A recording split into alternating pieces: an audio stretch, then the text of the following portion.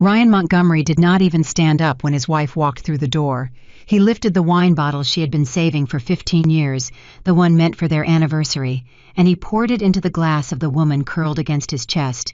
Then he looked at Grace, the woman he had been married to for 5 years, and he smiled the way a man smiles at a stranger who has wandered into the wrong house.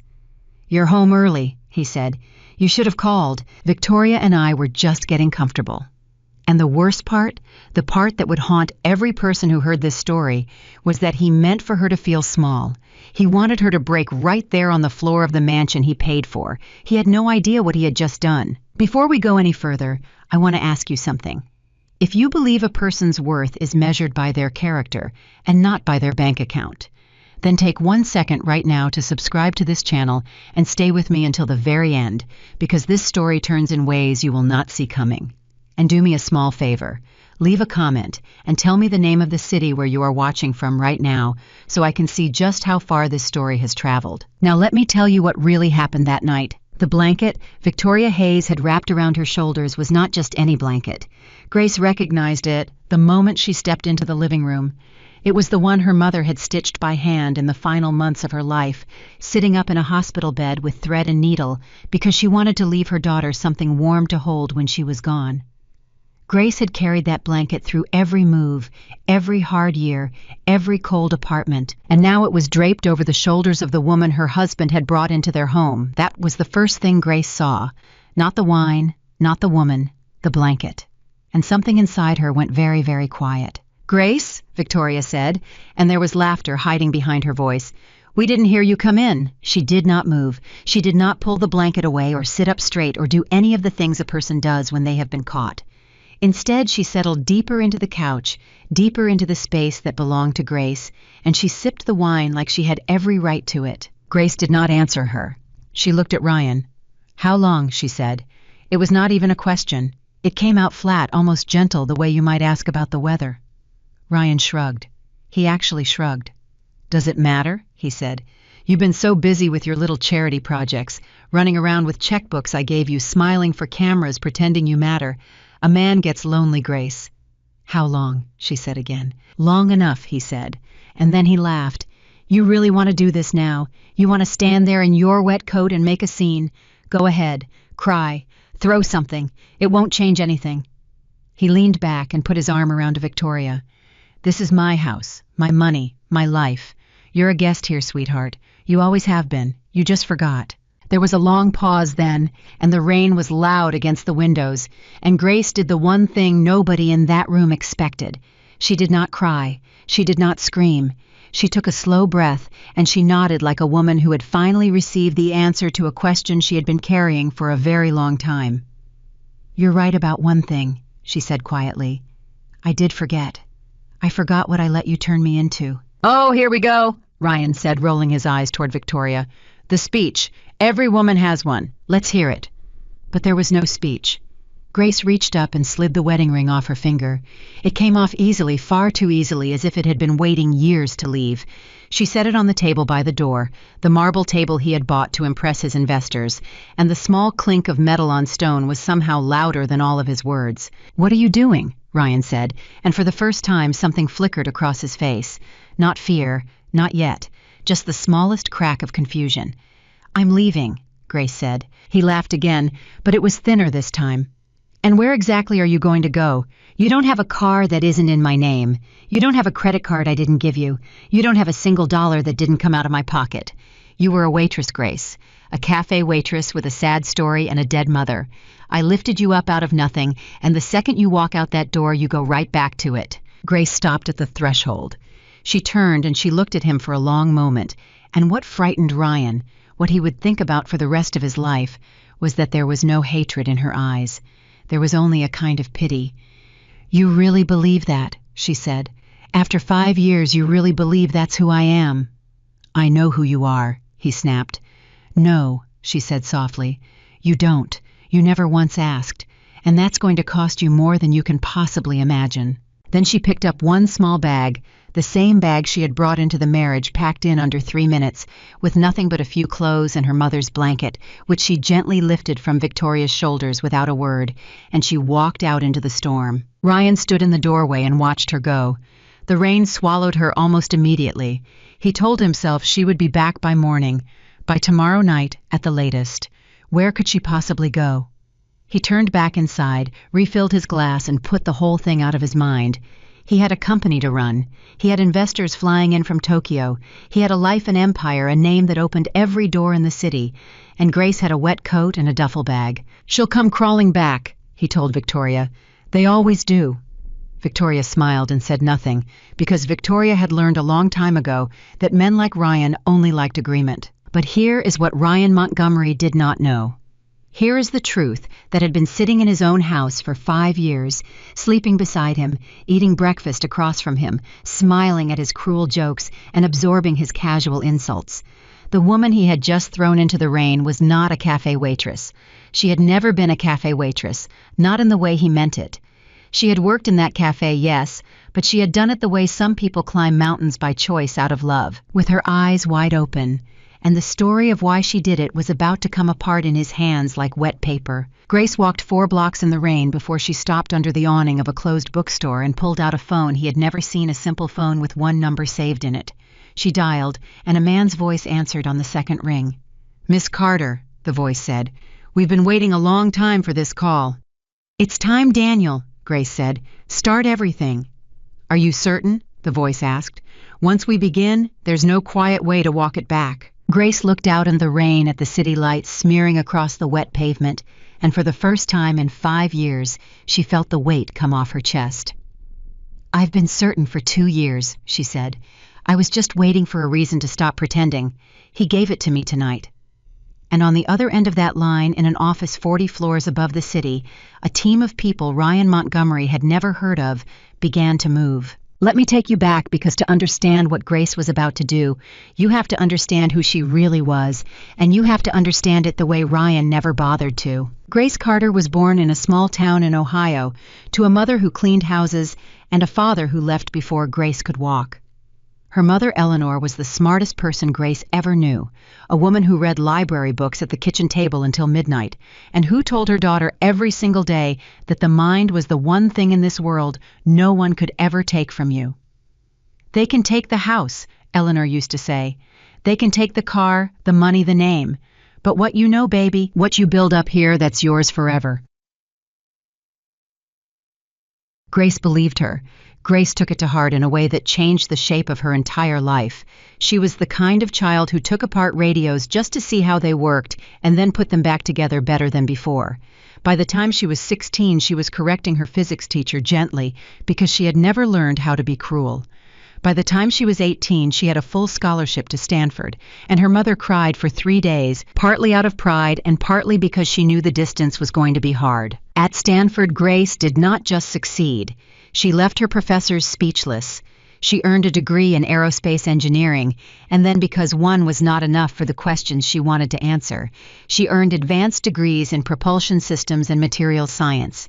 There were companies lining up to hire her before she had even graduated. There were research labs offering her her own team at an age when most engineers are still fetching coffee. And then in her final year, her mother got sick. It was the kind of sick that does not get better, the kind that comes with a name doctors say quietly and bills that arrive in thick envelopes. And Grace, who could have taken any of those jobs, who could have flown anywhere in the world and built rockets and made a fortune, did something that no one around her understood. She went home. She turned down every offer. She moved back to be near her mother, and because the medical bills were swallowing everything, she took ordinary jobs. She worked at a cafe, she worked nights, she did whatever paid, and she did it without complaint, because she had made a decision that the most brilliant mind in the room is worth nothing if it abandons the people it loves. "Anyone can build an engine," she told a friend once. "Not everyone shows up." For 3 years she did this. She held her mother's hand through treatment after treatment. She read to her at night from the same library books they had loved when Grace was small. And when Eleanor finally passed, she passed in a clean, warm room with her daughter beside her, holding a hand-stitched blanket, knowing she was loved. That to Grace had been worth more than any career. She never once called it a sacrifice. She called it a privilege. It was during those cafe years that she met Ryan Montgomery. He came in for coffee, a young investor with big plans and bigger confidence, and he saw a pretty waitress with sad eyes and decided she was a project. He liked the idea of lifting someone up. He liked the way it made him feel. He courted her, and Grace, exhausted and grieving and lonelier than she had ever been in her life, let herself fall for the warmth of a man who seemed to want to take care of her. She did not tell him about Stanford. She did not tell him about the degrees, the offers, the brilliant career she had walked away from. At first, she did not tell him because it did not matter to her, because she had genuinely set it aside. And later, she did not tell him because she began to understand something painful about the man she had married. Ryan did not want a partner. He wanted someone to rescue. He needed her to be beneath him. It was the only way he knew how to love. So she let him believe the story he wanted to believe. She let him believe she was nothing without him. And every time he reminded her of it, every time he made a joke about the cafe at a dinner party, every time he introduced her as the girl, he found something in her quietly hardened into a decision she had not yet made out loud. But here is the part that would have shattered Ryan if he had ever bothered to learn it. The part his private investigators would soon dig up and lay across his desk like a bomb. Grace Carter was not poor. She had not been poor for years. Her mother's father, a man Grace had barely known growing up because of an old family rift, had been one of the most respected technology investors in America, a quiet legend, the kind of man whose name appeared in the fine print of half the breakthroughs of his generation. He and Eleanor had not spoken in decades, a wound that never healed. But when he died just 1 year before Eleanor herself fell ill, his will revealed a secret he had carried in silence. He had been watching his granddaughter from a distance the entire time. He had read about the Stanford scholarship. He had quietly tracked her work, and he had left nearly $600 million to a granddaughter he had never had the courage to call. Grace had inherited a fortune, and she had never touched a single dollar of it while she was married to Ryan. Think about that. Let that sit for a moment. The woman Ryan mocked for spending his money, the woman he called a guest in his own house, the woman he swore would have nothing without him, had more money sitting untouched in accounts than he had built in 30 years. She could have walked away on the very first night he insulted her. She could have bought his company out from under him while he slept. But she did not. And the reason why is the most important thing in this entire story. She stayed because she loved him, not because she needed him, not because she had nowhere to go. She had everywhere to go. She had the whole world at her feet and a vault full of reasons to leave, and still she stayed, hoping year after year that someday the man she married would look across the table and finally see her, really see her. She kept the money hidden, not out of fear, but out of a desperate, fading hope that Ryan loved the woman he thought was poor, and that if she ever revealed the truth, she would never know whether he loved her or her fortune. So she waited. She managed his charities. She smiled at his investors. She absorbed his cruelty, and she told herself that under all of it, there was still a man worth waiting for. She was in her own quiet way conducting the longest and most painful experiment of her life, and every year the answer came back a little colder. What Ryan did that stormy night was not the beginning of the end. It was the end of the waiting. When he poured her anniversary wine into another woman's glass and wrapped her mother's blanket around his mistress and laughed at her for being nothing, he did not break Grace Carter. He freed her. He gave her permission to stop hoping. And a woman with $600 million, 2 advanced engineering degrees, a mind that left the best in the world, speechless, and absolutely nothing left to lose, is the most dangerous person you will ever underestimate. That night, under the awning of a closed bookstore, when she told Daniel to start everything, she was not making a threat. She was not plotting revenge. Revenge was too small a word for what was coming, and it was not even what she wanted.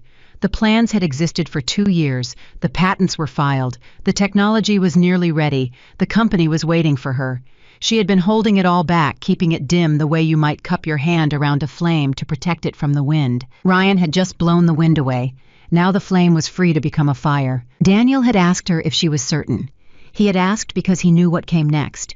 He knew that the moment Grace Carter stepped into the light, the entire technology industry was going to feel the ground shift, and a man named Ryan Montgomery was going to wake up one morning and discover that the wife he threw into the rain had been the most extraordinary person he would ever meet, and that he had spent 5 years too proud and too blind to notice. But that was still to come. On this night, Ryan knew none of it. He sat in his warm mansion with his wine and his mistress and his certainty, and he checked his phone for a text from Grace that was never going to come. He told himself again that she would be back. He almost believed it. Across the city, soaked to the skin, and holding the only thing in the world she truly cared about, Grace, hailed a cab and gave the driver an address Ryan had never heard of. As the car pulled away from the curb, she did not look back at the life she was leaving. She looked forward. And for the first time in 5 years, Grace Carter was not waiting to be chosen. She had finally completely chosen herself. The cab driver, an older man with kind eyes, glanced at her in the mirror. "Rough night, miss?" he asked. Grace looked out the window at the rain, and something that was almost a smile touched her face. "No," she said quietly. "Best night I've had in years. I just didn't know it until now." The driver chuckled. "Sounds like you're starting over." "No," Grace said. "I'm starting on time." And somewhere in a glass office 40 floors above the sleeping city, a team of brilliant people Ryan Montgomery had never heard of switched on their screens, opened the files they had been guarding for 2 years, and got to work on a future that was about to make the whole world say one name over and over again: Grace Carter. 3 days passed and Grace did not come back. Ryan told himself it meant nothing. He sat at the head of the long table in his office, surrounded by men who flinched when he raised his voice, and he checked his phone for the 4th time in 10 minutes. Nothing. No call, no text, no tearful voicemail begging to come home. He set the phone face down and told himself she was just being dramatic, that she was sleeping on some friend's couch, eating ramen, learning her lesson. "She'll break by the weekend," he said out loud to no one. His assistant, a young woman named Priya, who had worked for him for 2 years and had never once seen Grace raise her voice, looked up from her notepad. "Sir." "Nothing," Ryan snapped. "Get me the Tokyo numbers." But by the 5th day, the silence had begun to do something to him. It crawled under his skin. He had expected anger from her, and he knew how to handle anger. He had expected tears, and tears he could ignore. What he had not expected was nothing. The complete, absolute absence of Grace. It was as if she had not just left the house, but stepped off the edge of the world. On the 7th day, he called her phone. It rang once and went dead. He called again. This time, a recorded voice told him the number was no longer in service. Ryan sat very still for a long moment. Then he picked up the phone again and dialed a number he had not used in years. "Marcus," he said when the line connected. "It's Ryan Montgomery. I need you to find someone. My wife." Marcus Doyle was the best private investigator money could buy, the kind of man who found people who did not want to be found. "Standard package?" Marcus asked. "Last known address, financials, the works. Everything," Ryan said. "I want to know where she's sleeping. I want to know who she's talking to, and I want it fast." "Give me 48 hours, Marcus said. It took him 12. Ryan was eating dinner alone, Victoria having gone shopping with a card he had stopped enjoying, paying for when his phone buzzed with a call from Marcus. He picked it up, smiling, expecting an address, expecting the satisfaction of knowing exactly how far Grace had fallen. "Tell me she's in a motel," Ryan said. There was a pause on the line, a long one. "Mr. Montgomery," Marcus said slowly, "I need you to sit down." Ryan laughed. "I'm sitting. What is it? Did she go back to Ohio? Is she waitressing again? God, that's almost poetic." "Sir," Marcus said, and there was something in his voice Ryan had never heard from him before. It was caution, almost fear. "How much do you actually know about your wife?" The smile left Ryan's face. "What kind of question is that? I know everything about her. I married her. Cafe waitress, dead mother, no family, no money. I lifted her out of nothing. Why?" "Because almost none of that is true," Marcus said. The fork in Ryan's hand went still. "Your wife," Marcus continued, "Grace Carter. She graduated from Stanford, top of her class. Aerospace engineering and then 2 graduate degrees on top of it. Propulsion systems, material science. Mr. Montgomery, your wife is one of the most credentialed engineers I have ever run a background check on. There were companies trying to recruit her before she even finished school." Ryan did not speak. He could not. "It gets stranger," Marcus said. "She turned them all down. Every single one. Walked away from the whole thing right before graduation. The records show her mother got sick around that time. Terminal. Grace went home to take care of her. That's when she took the cafe job. She wasn't a waitress because she had no other options, sir. She was a waitress because she chose to be one. She gave up an entire career to sit at her mother's bedside. Ryan's mouth had gone dry. He thought of every dinner party, every joke he had made about the girl he found pouring coffee, every time he had introduced her as someone he had rescued. He thought of the way she had smiled through all of it and said nothing. "There's more," Marcus said, "and this is the part I really need you to sit down for." "I'm sitting," Ryan whispered. "Your wife is rich, Mr. Montgomery. And I don't mean comfortable. I don't mean she's got a savings account. Her grandfather was Arthur Whitman." The name hit Ryan like a fist. Arthur Whitman. Every person in the technology world knew that name. A legend. A quiet titan whose investments had built half the industry. A man whose endorsement could make a company and whose silence could break one. "That's impossible," Ryan said. "Whitman didn't have any grandchildren. It was public. His estate. His estate went to a granddaughter almost no one knew existed," Marcus said. "There was a family rift decades old. He and his daughter never spoke, but he kept track of the granddaughter from a distance. When he died, he left her nearly $600 million. Ryan stood up so fast his chair fell over behind him. $600 million, Marcus repeated. "And here's the thing that's going to keep you up tonight, sir. She inherited it before she met you. She had that money the entire time she was married to you. And as far as I can tell from her financials, she never touched a dollar of it. Not one. She lived on your money. She let you believe she had nothing, while she was sitting on a fortune larger than yours." The phone slipped slightly in Ryan's hand. He pressed it harder to his ear. "Why?" he heard himself say. "Why would she do that? Why would she hide it? Why would she stay and let me—" He stopped. He could not finish the sentence because finishing it meant saying out loud all the things he had done to her. "That's not my department," Marcus said quietly. "But if you want my read on it, Mr. Montgomery, having done this job for 20 years, a woman doesn't hide that kind of money to trick you. She hides it because she wants to know if you love her without it. She was testing you. And from where I'm standing, looking at the timeline of when she walked out, I'd say she finally got her answer." The line went silent. Ryan stood in his enormous dining room surrounded by everything his money had bought, and for the first time in his adult life, he felt small. "Find her," he said. His voice cracked. "Marcus, just find her. I have to talk to her. I have to—" "That's the other problem," Marcus said. "I can't." "What do you mean you can't? You found all this in 12 hours. "I found her history in 12 hours, Marcus said. "Finding her right now is a different thing. Somebody's protecting her, and I mean serious protection. New phone, new accounts, a legal wall around her movements that I've only ever seen around people who can afford a small army of attorneys. Wherever your wife went, Mr. Montgomery, she didn't stumble there. She planned it. This wasn't a woman running away in the rain. This was a woman executing a plan she'd had ready for a long time." Ryan hung up without saying goodbye. He stood there for a long time. Then he did something he had not done in years. He walked through the house slowly, room by room, looking at it the way you look at a place you are about to lose. And everywhere he looked, he saw her. Not the woman he had insulted. The woman he had never bothered to know. He saw the bookshelf in the study packed with engineering texts he had assumed were decorative. He saw the small desk in the corner of the guest room where she sometimes worked late at night and which he had never once asked about. He saw the notebooks. He pulled one open and found it filled page after page with equations and diagrams and the quick, confident handwriting of someone who understood things he could not begin to follow. She had been doing this the entire time, right under his roof, while he laughed at her. Victoria came home around 11, arms full of shopping bags, and found him sitting in the dark. "What's wrong with you?" she said, flipping on the lights. "You look like someone died." Ryan looked up at her, and something cold settled into his chest. He looked at this woman draped in things he had paid for, this woman who agreed with everything he said, who laughed at his jokes and never challenged him and never ever surprised him. And he understood with terrible clarity that he had thrown away something rare and real for something cheap and easy. "Get out," he said quietly. Victoria blinked. "What?"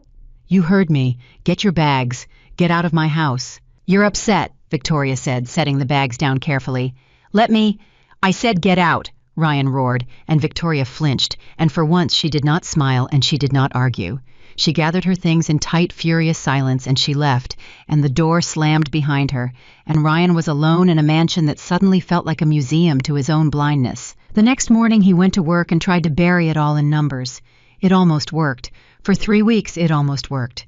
He told himself Grace was a closed chapter, that knowing the truth changed nothing, that a man with his name and his company did not need to chase after a woman who had lied to him for 5 years. He almost believed it. He even started to feel something like anger again, which was more comfortable than the shame. She had deceived him.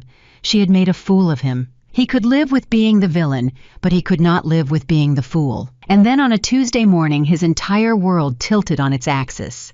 It started with a buzz. His phone, his assistant's phone, then every phone in the building, all going off at once.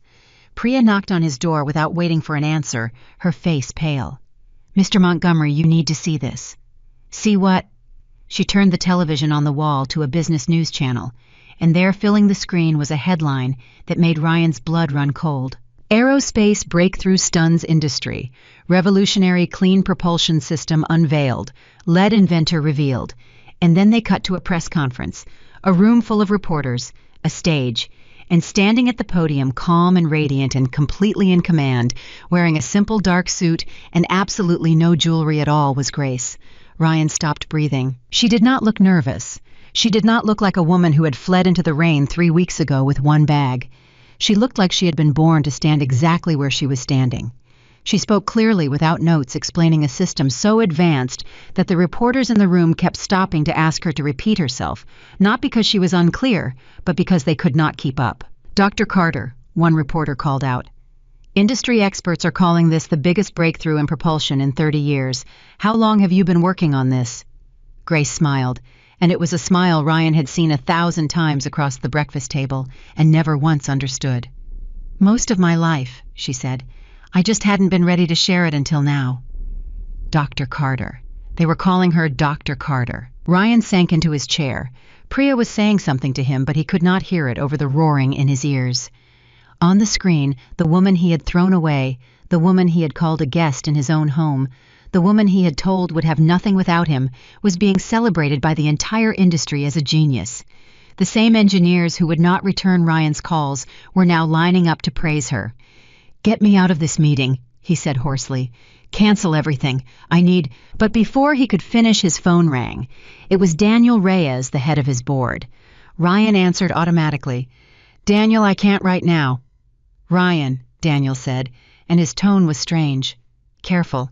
The tone people use when they are choosing their words because something has changed and they have not decided yet which side they are on. "We need to talk. The board needs to talk. Are you watching the news?" "I'm watching it," Ryan said. "Then you should know," Daniel said slowly, "that this woman, this Dr. Grace Carter, she's not just an inventor. We've been getting calls all morning, from shareholders, from analysts. Ryan, are you aware that someone has been quietly buying up shares in our company for the past several weeks, big blocks, through holding companies? We couldn't figure out who it was." Ryan's stomach dropped. "What are you telling me, Daniel?" "I'm telling you we figured out who it is," Daniel said. "It's her. It's your wife. Grace Carter has acquired a significant ownership stake in this company. Significant enough that she now has a seat at the table whether we like it or not. Ryan, your ex-wife, is becoming one of the largest shareholders in your own company." The phone went silent. Ryan stared at the screen at Grace's calm and confident face, and he finally understood the thing Marcus had tried to warn him about. This was not a woman running away in the rain. This had never been about running away. Every step of this had been planned. The patents, the technology, the company, the shares. While he had been congratulating himself on getting rid of her, she had been quietly closing her hand around everything he owned. "Why is she doing this?" he whispered. And he was not even asking Daniel anymore. He was asking the room. He was asking himself. "She's not even angry. Look at her. She's not trying to hurt me. She's just—" He stopped, because that was the worst part. The thing that finally broke through every wall of pride and denial Ryan Montgomery had built around himself. Grace was not attacking him. She was not standing on that stage saying his name or settling scores or seeking revenge. She had not mentioned him once. She was simply calmly, effortlessly proving that everything he had believed about her was a lie.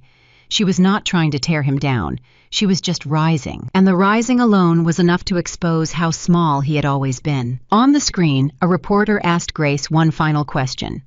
"Dr. Carter, there are rumors connecting you to Montgomery Technologies. Any comment on your relationship to the company or to its CEO?" The room went quiet. Even the reporters seemed to sense they were standing at the edge of a much larger story. Grace looked directly into the camera. And for just one moment, just a fraction of a second, Ryan would swear later that she was looking right at him through the screen across the city, into the office where he sat falling apart. "I have no comment on the past," she said simply. "I'm only interested in what we build next." Then she stepped away from the podium, and the press conference erupted, and the news anchors began breathlessly speculating. And somewhere deep in the building, Ryan heard his own board members already beginning to whisper. He sat alone in his office for the rest of the day. He did not take calls. He did not look at the Tokyo numbers. He watched the footage of Grace replay on the screen over and over again, and each time he saw something new. He saw the woman who had carried her mother's blanket out into the storm. He saw the woman whose notebooks filled an entire drawer. He saw the woman who had loved him enough to hide $600 million just to find out if he loved her back, and who had received her answer the night he threw that blanket at her feet and told her to kneel. By evening, his phone had stopped ringing. The silence in the office was the same silence that had been waiting for him in his empty house. And Ryan Montgomery, billionaire CEO, the man who had built an empire and believed himself untouchable, finally understood that the most dangerous thing he had ever done was look at an extraordinary woman every single day for 5 years and never once bother to see her. He picked up his phone, and knowing it would not connect, knowing the number was dead, knowing she was somewhere far beyond his reach, now he dialed Grace's old number anyway. It rang once, and then to his absolute shock it did not go to a deadline. A man's voice answered, calm, professional, a voice Ryan had never heard. "Mr. Montgomery," the voice said, as though it had been expecting his call for weeks. "Dr. Carter thought you might reach out eventually. She left a message for you. Would you like to hear it?" Ryan's hand was shaking. "Who is this?" "Just listen," the voice said. Her words.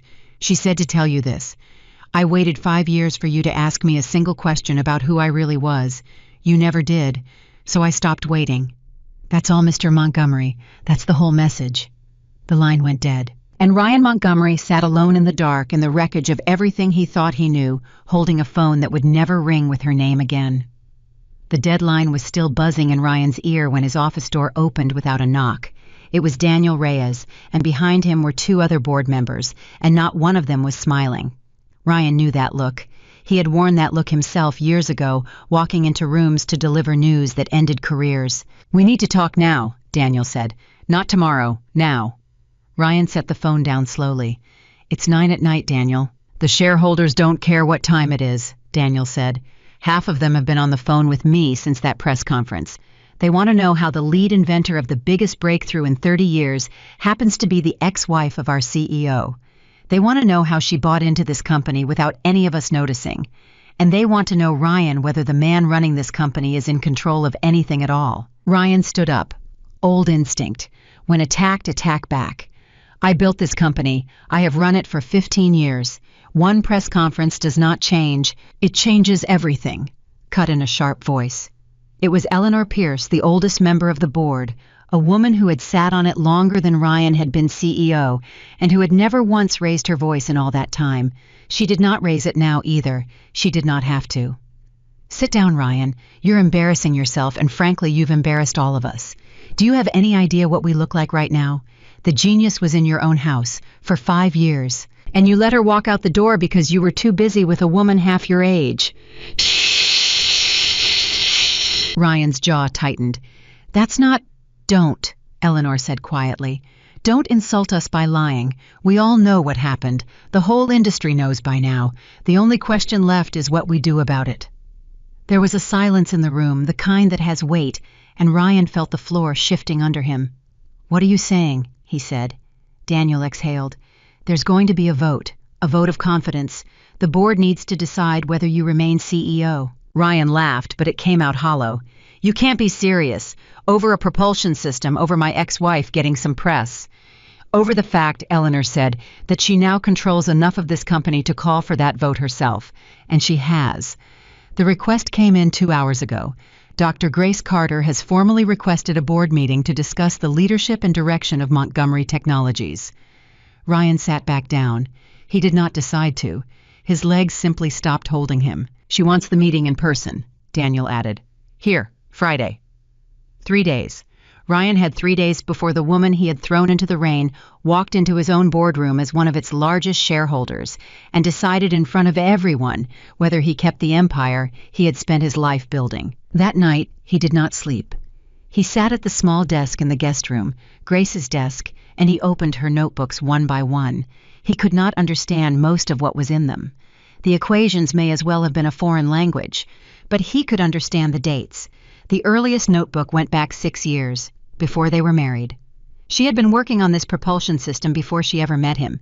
She had carried it through their entire marriage, working at this little desk in the dark while he slept, and he had never once asked what she was doing. On one page, tucked between diagrams, he found something that was not an equation. It was a single line written in her quick handwriting, and it stopped his heart. He asked me today what I'd do all day. I told him nothing important. He believed me. I don't know if that breaks my heart or saves it. Ryan closed the notebook. He put his head in his hands, and for the first time since Grace had walked out, he wept. The next 2 days passed in a blur. Ryan called in every favor he had. He called the analysts. He called the engineers who had once worshipped him. He even, in a moment of desperation, tried to reach Victoria, thinking perhaps the public needed to see him moving on looking unbothered. Victoria did not answer. She had, he learned, already given an interview to a gossip site about the cold and controlling billionaire who had thrown her out. The story was everywhere by morning. It made him look exactly like what he was. By Thursday night, even his most loyal supporters had gone quiet. The whisper in the building had become a roar he could hear through the walls. Everyone knew. Everyone was waiting. And the man who had once walked into rooms and watched people straighten their backs, in fear now walked into rooms and watched people look away. Friday came. The boardroom on the 40th floor was full by 9 in the morning. Every seat taken, every member present, plus a row of attorneys, plus a representative from the largest institutional shareholder. Ryan sat at the head of the table where he had sat for 15 years, and he had never felt so alone in that chair. At 9:15, the door opened. Grace walked in. She was not flanked by lawyers the way Ryan had imagined.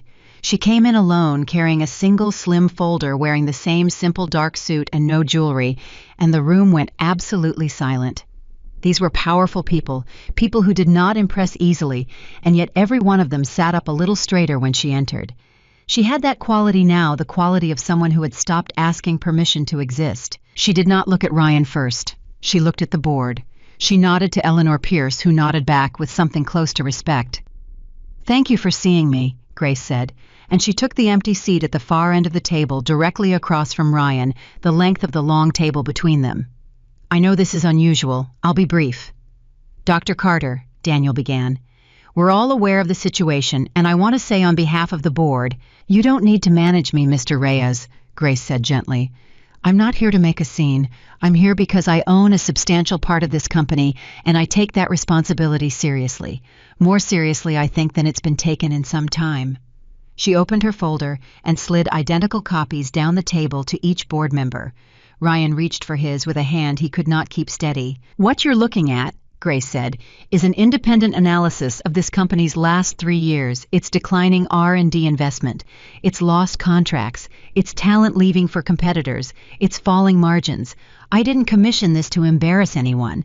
I commissioned it because before I put my name and my money near a company, I do my homework. I always have." Eleanor Pierce was already turning pages, her eyebrows rising. "This company is dying," Grace said simply. "Slowly, but it's dying. Not because the technology is bad, because the leadership stopped building and started coasting. It stopped taking risks. It started protecting the comfort of the man at the top instead of the future of the people who work here." Every eye in the room turned to Ryan. He opened his mouth to defend himself, but Grace held up one hand, and remarkably he stopped. "I'm not finished," she said, "because I didn't come here to bury this company. I came here because I think it can be saved.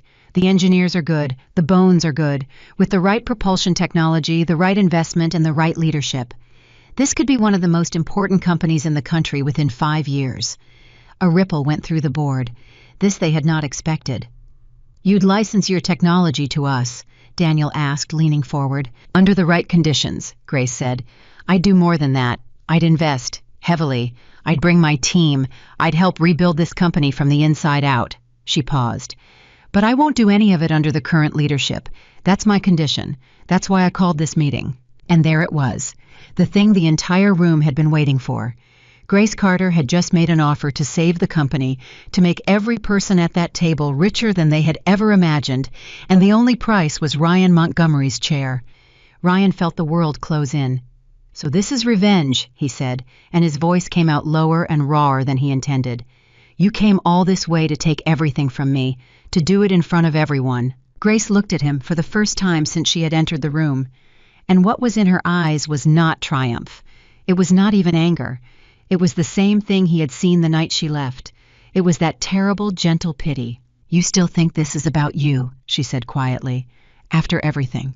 You still think I planned years of work, filed dozens of patents, built a company, and earned multiple degrees all, so that one day I could hurt your feelings in a boardroom." She shook her head slowly. "Ryan, none of this was ever about you. That's the part you can't accept. You were never the center of my world. You only thought you were because I let you believe it." The room was so quiet you could hear the building hum. "Then why the condition?" Eleanor Pierce asked, not unkindly. "If it isn't personal, Dr. Carter, why insist that Ryan step down?" Grace turned to her. "Because I'm a scientist," she said. "I follow the data, and the data on this man's leadership is in the folder in front of you. I'm not asking him to step down because he hurt me. I would never let something so small drive a decision this large. I'm asking him to step down because he is by every measurable standard the wrong person to lead this company into the future. The personal history makes it uncomfortable. It doesn't make it untrue. And that somehow was worse than any revenge could have been. Ryan would have understood hatred. He could have fought hatred. But Grace was not destroying him out of passion.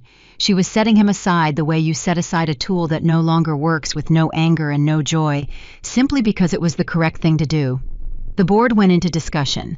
Ryan was asked to wait outside. He stood in the hallway for 40 minutes, the longest 40 minutes of his life. Through the frosted glass, he could see shapes, moving hands, gesturing the slow machinery of a decision being made about his entire existence. And the strangest thing happened while he waited. He stopped thinking about the company. He stopped thinking about the chair, the title, the empire. He thought about a small desk in a dark room and a single line of handwriting.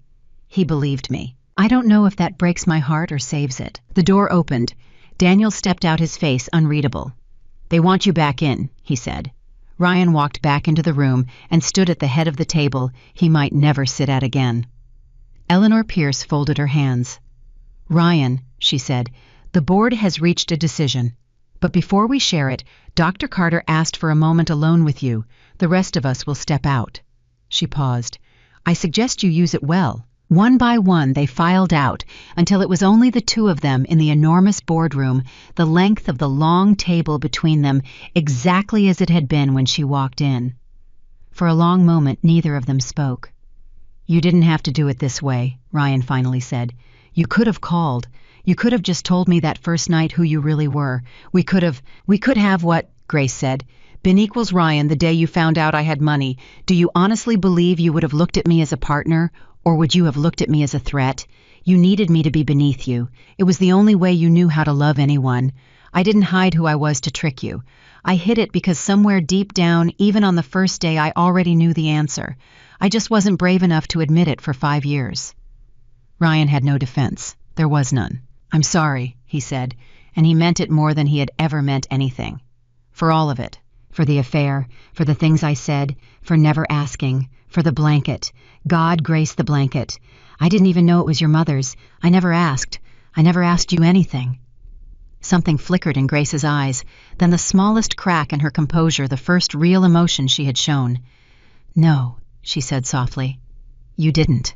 "Tell me how to fix it," Ryan said, and he was almost begging now. "Tell me what to do. I'll step down. I'll give you the company. I'll give you everything. Just tell me there's a way back." Grace stood.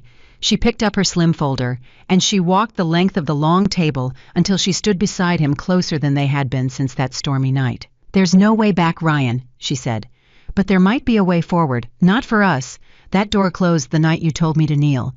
But for this company, for the people who work here, for the woman I'm trying to be now instead of the woman I let you make me into." She looked at him, and the pity in her eyes had softened into something almost like sorrow. "The board's keeping you, by the way, as an advisor. Not as CEO. I asked them to. Ryan stared at her. You asked them to keep me? I asked them not to throw you in the street, Grace said. Because unlike you, I know what it's like to be told you're nothing. I would never do that to another person, not even to you. She moved toward the door. Take the advisor seat. Learn something. Become a man worth the second chance you don't deserve. That's the only mercy I have left to give you. She put her hand on the door. Grace, Ryan said. His voice broke on her name. Did you ever love me? Was any of it real? She stopped. She did not turn around. All of it was real, she said quietly. That's what made it the worst 5 years of my life. I loved you completely, Ryan. I loved a man who didn't exist, because the real one never bothered to show me who he was either. We were both strangers. The difference is, I knew it and I stayed anyway hoping. You didn't even know enough to hope. And then she opened the door and walked out, and the board filed back in to deliver a verdict Ryan already knew, and the empire he had built passed quietly out of his hands, and the only thing he was left holding was the truth he had spent 5 years too proud to see. For 3 months, Ryan Montgomery did the hardest thing he had ever done in his life. He stayed. He took the advisor's seat. He sat at the end of the long table where Grace had sat that first morning, and he watched another man run the company he had built. It was humiliating. Every instinct in him screamed to quit, to walk away with what was left of his pride, to go somewhere no one knew his name. But every time he thought about leaving, he heard her voice. Become a man worth the second chance you don't deserve. And so he stayed. And he did something he had never done in 15 years of leadership. He listened. Grace did not come to the office often. She ran her own company from Chicago, now leading a team of researchers that the technology press had started calling the most talented assembled in a generation. But her presence was everywhere in Montgomery Technologies. Her propulsion system, licensed under careful terms, had already brought in 2 major contracts the company had lost years ago. Her standards had quietly reshaped how the engineers worked. The whole building moved differently now, with a kind of urgency and pride Ryan had not felt in the place for a very long time. And the worst part, the part that ate at him in the quiet hours, was that it was better. The company was healthier without him at the top than it had ever been with him. She had been right about everything. He started reading. Late at night, alone in the mansion that still felt like a museum, he read the engineering texts from the bookshelf he had always assumed were decorative. He did not understand most of it, but he kept trying because for the first time he wanted to understand the world she lived in. He wanted to know what he had been blind to. One evening about 2 months in, Daniel Reyes found him at the small desk in the office surrounded by Grace's old notebooks, copies he had made before returning the originals.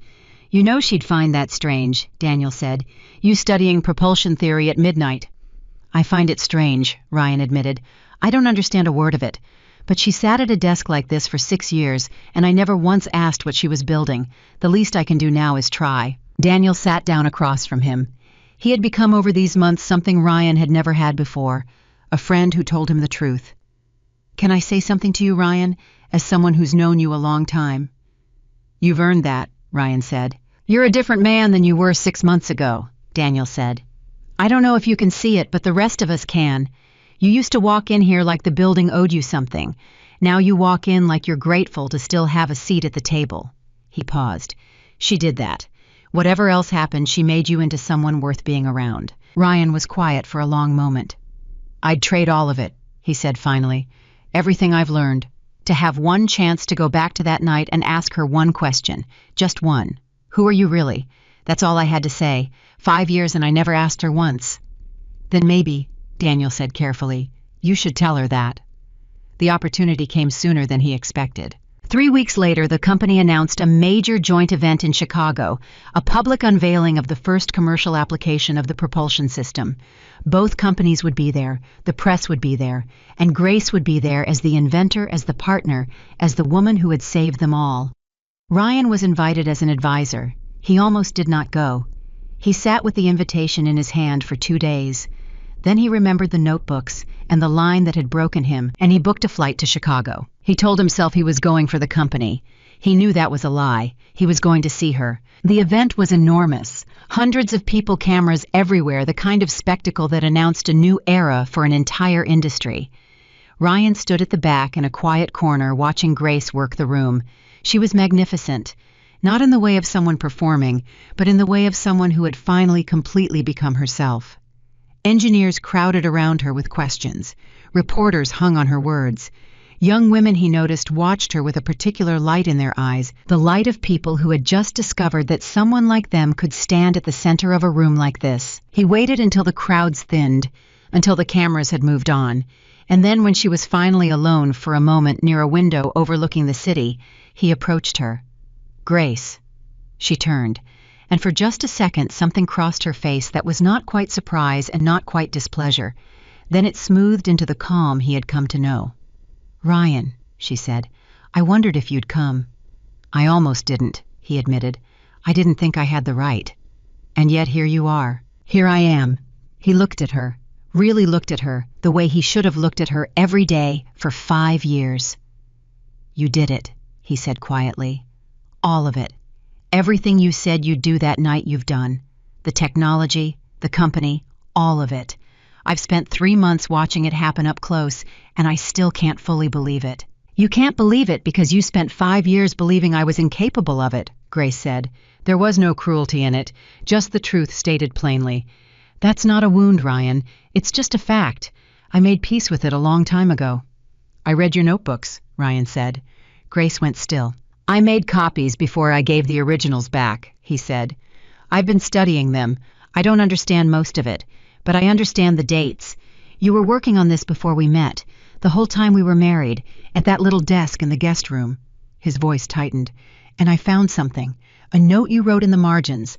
About a day I asked you what you did all day, and you told me nothing important, and I believed you." Grace's composure cracked just slightly. She looked away toward the window. "You wrote, 'I don't know if that breaks my heart or saves it,'" Ryan said. "I've thought about that line every single day since I read it. Which was it, Grace, in the end? Did it break your heart, or did it save it?" For a long moment she did not answer. When she finally spoke, her voice was lower than he had ever heard it. "Both," she said. "It broke my heart that the man I loved could look at me every day and accept nothing important as the answer. That he never once was curious enough to push past it. But it saved me too, because every time you accepted that lie, it reminded me that I was keeping the most important part of myself alive in a place you would never look. You couldn't take it from me, Ryan, because you didn't even know it was there. That little desk was the only place in our marriage where I got to be who I actually am." She turned back to him. "So yes, both. It broke me and it saved me. That was our whole marriage, really, wasn't it?" Ryan felt the words land like stones. "I'm sorry," he said. "I know it doesn't fix anything. I know it's 5 years too late. But I am. I'm sorry for all of it. And I'm not saying it to win you back. I know that's gone. I'm saying it because you deserve to hear it from me finally without any reason behind it, except that it's true." Grace studied him for a long moment, and then she did something that surprised them both. She sat down on the bench by the window and she gestured for him to sit beside her. Not close, but beside her. "I believe you," she said. "I can see it. You're different. I've heard it from Daniel, from the board, from people who have no reason to flatter you. The man who told me to kneel that night couldn't sit where you're sitting and say what you just said. So I believe you've changed." Ryan's heart leapt foolishly, and she saw it, and she gently put it to rest. "But changing doesn't earn you a way back to me," she said. "I need you to understand that because I think part of you came here hoping it might. A person can become better and still not be owed the thing they lost. You hurt me in a way that doesn't heal back into what it was, no matter how sorry you are. Your growth is good. I'm glad of it. It just isn't mine to be rewarded with. Do you understand the difference?" Ryan was quiet. Then he nodded slowly. "I think I do," he said. "For the first time, I think I do." "Then we understand each other," Grace said, and there was something almost warm in it. Finally, after all this time. They sat in silence for a while, watching the city lights come on below them. And it was Ryan, surprisingly, who broke it. "Can I ask you something?" he said. "And you can tell me it's none of my business." "Go ahead." "Why did you keep me on as an advisor? You had every reason to throw me out into the street with nothing. You could have done to me exactly what I told you I would do to you. Why didn't you?" Grace was quiet for a long moment. "Do you remember what you said to me that night?" she asked. "You said I'd have nothing without you, that I was a waitress with a sad story and a dead mother, that you lifted me out of nothing." She turned to look at him. I spent 5 years carrying those words around, and I made a decision somewhere in there that whatever else happened, I was never going to become someone who said things like that to another human being, not even to the person who said them to me, especially not to him. She looked back out at the city. If I'd thrown you out with nothing, Ryan, I'd have proven you right. I'd have become you, and I would rather lose everything than become the kind of person who tells someone they're worthless. My mother raised me better than that, so I kept you on. Not for you, for her, for me, for the person I promised myself I'd be. And there it was, the deepest truth of who Grace Carter was, the thing that separated her from the man beside her in a way that no amount of money or genius ever could. She had been handed every reason in the world to become cruel, and she had refused. Her dignity was not a weapon she had been saving. It was simply who she was. Ryan felt tears in his eyes and did not bother to hide them. "Your mother," he said.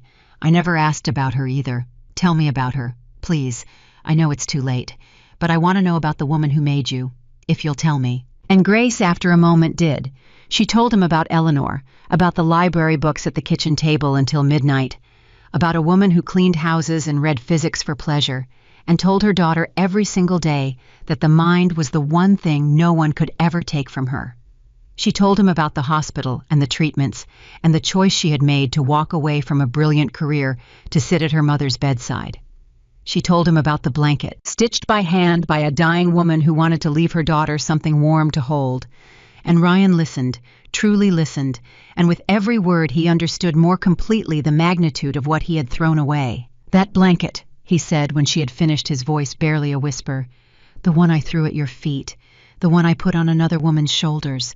That was the last thing your mother ever made you." "Yes," Grace said simply. Ryan put his head in his hands. "I'll never forgive myself for that," he said. "Of everything I did, that's the one I'll carry to my grave." "Good," Grace said. It was not unkind, it was honest. "You should carry it, not as punishment, as a reminder. The blanket isn't about you, Ryan. It never was. But what you did with it should teach you something about who you don't want to be anymore. Let it." She stood. "I have to go. There are people waiting for me." Ryan stood too. "Grace," he said, "thank you for seeing me even now, for more than I deserved. You could have left me in the dark forever, and you'd have been right to. Instead, you showed me the truth even when it cost you something to do it." Grace looked at him one last time, and the pity that had been in her eyes since that stormy night was finally completely gone. In its place was something else. Not love. That was over. But a kind of clean, peaceful acceptance, the look of a woman who had closed a chapter so completely that it no longer had any power to hurt her. "Goodbye, Ryan," she said. "Build something good with the time you have left. Be someone your name can be proud of. That's all I ever wanted for you, even when I was angry, even when you didn't deserve it." And then she walked away into the bright center of the room, back to the people who saw her clearly, back to the future she had built with her own hands. And Ryan Montgomery stood by the window and watched her go for the second and final time. But this time, he was not laughing the way he had that stormy night when he believed a poor woman had nowhere to go. This time he understood exactly where she was going, and exactly who she was, and exactly what he had lost. And though it broke him to watch her disappear into that crowd, there was something underneath the grief that he had never felt before in his entire life. I was glad. Glad that she had become everything she was always meant to be. Glad that the world finally saw her. Glad, even through his own ruin, that the most extraordinary person he had ever known was free. It was, he realized, the first truly unselfish feeling he had ever had, and he owed even that to her. The months that followed turned Grace Carter from a story the industry was talking about into a force the industry could not function without. Her company in Chicago grew faster than anyone had predicted. The clean propulsion system that had stunned the world at that first press conference was only the beginning. Her team developed application after application, each one solving problems that engineers had called impossible for decades. Contracts poured in. The technology press, which had once never heard her name, now could not stop saying it. She was on magazine covers. She was the keynote speaker at conferences, where the most respected minds in the field came specifically to hear her talk. And everywhere she went, she carried herself with the same quiet steadiness she had carried out into the rain that stormy night, the steadiness of a woman who no longer needed anyone's permission to take up space in the world. But the thing Grace was proudest of was not the contracts or the covers. It was the jobs. Her company created thousands of them. Good jobs in cities that needed them building a future instead of just chasing a profit. She insisted on it.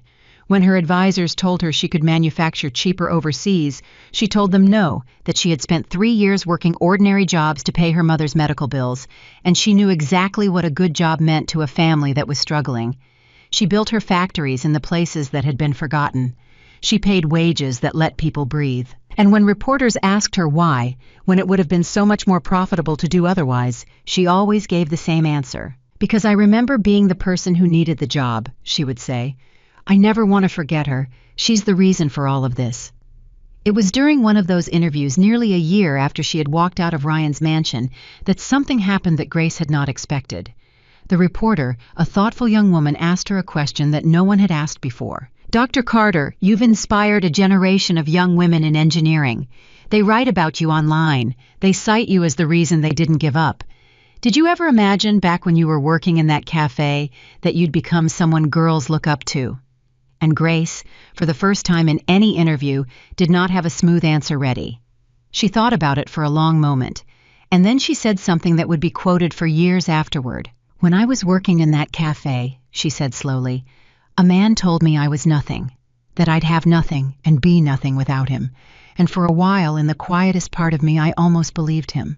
So if there's a girl out there right now who has someone in her life telling her what she'll never be, I want her to hear this from me. The people who tell you that you're nothing are telling you about the size of their own imagination, not the size of your worth. Don't you dare let someone else's small mind become the ceiling on your big life. I almost did. Don't make my mistake." The clip went around the world. It was watched tens of millions of times. And in a quiet office at Montgomery Technologies, an advisor named Ryan watched it on his phone alone, and he understood that she was talking about him, and he was not angry, and he was not ashamed.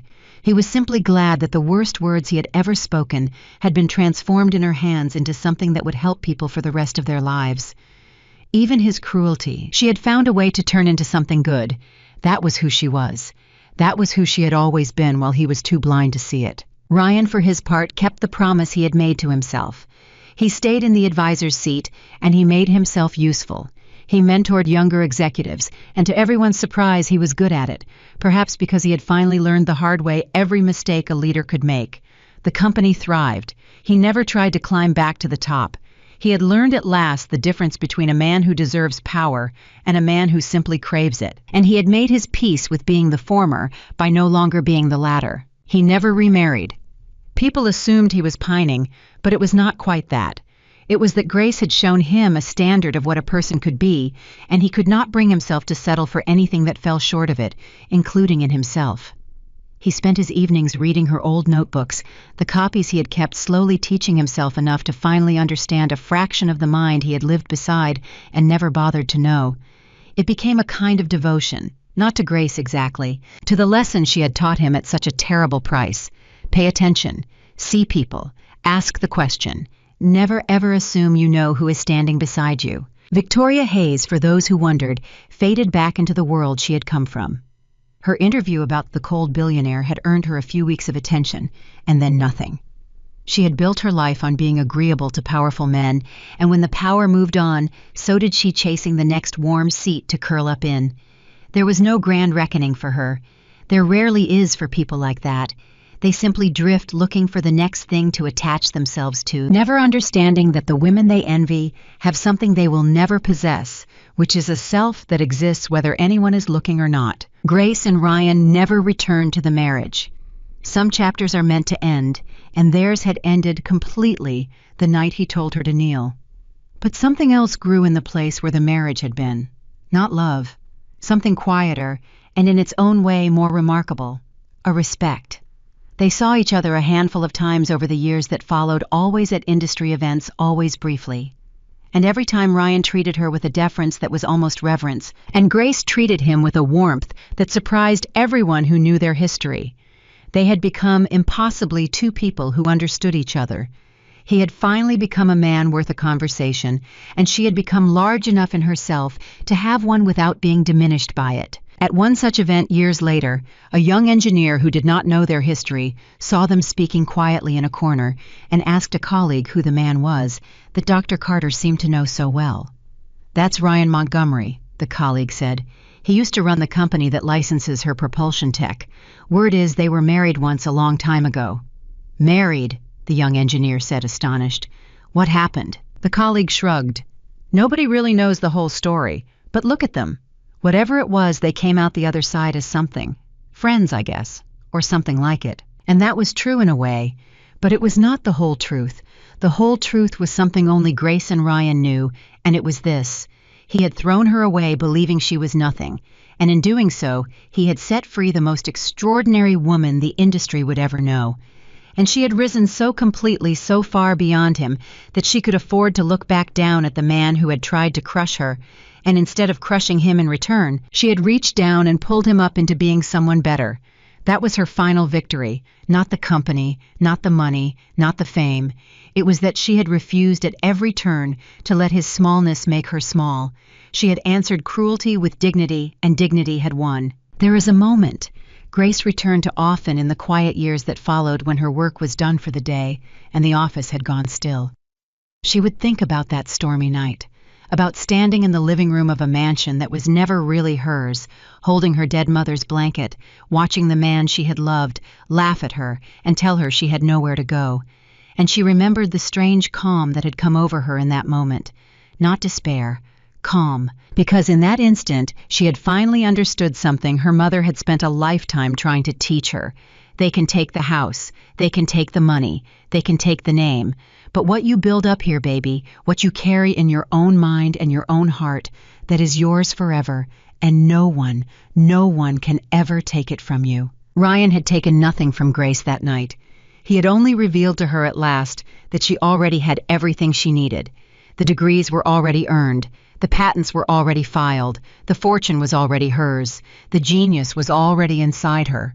All that stormy night did was give her permission to stop hiding it. He thought he was throwing her into the rain with nothing.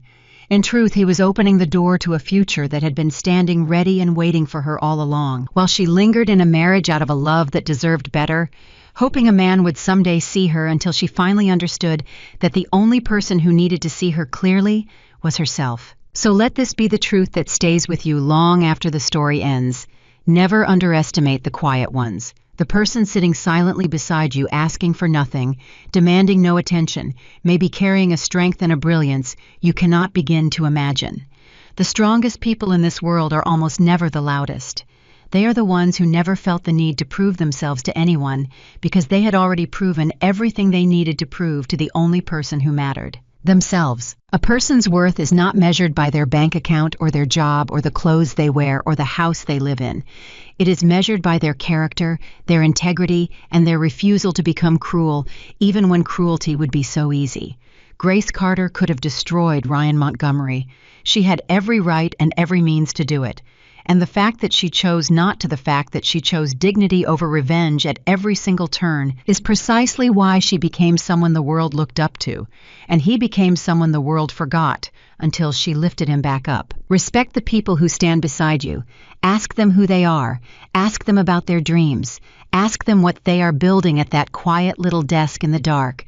Do it now while they are still beside you, before life teaches you their value, the hard way, the way it taught Ryan Montgomery, who spent 5 years next to an extraordinary woman and learned what she was worth only after she was gone. One rainy night, a billionaire looked at the woman he had spent 5 years failing to see, and he believed she had nowhere in the world to go. He was wrong. She was not walking away from a life. She was walking toward the one that had been waiting for her all along. And she walked into it with her head held high, carrying nothing but a single bag and her mother's blanket and a mind no one could ever touch, and she never once looked back, because everything she needed she had carried with her all along. That is the story of Grace Carter. Remember it, and remember this above all: dignity will always outlast revenge. Intelligence belongs to no social class, and love cannot survive where respect does not live. Grace knew all of this the night she walked into the rain, and by the end, so did the whole world.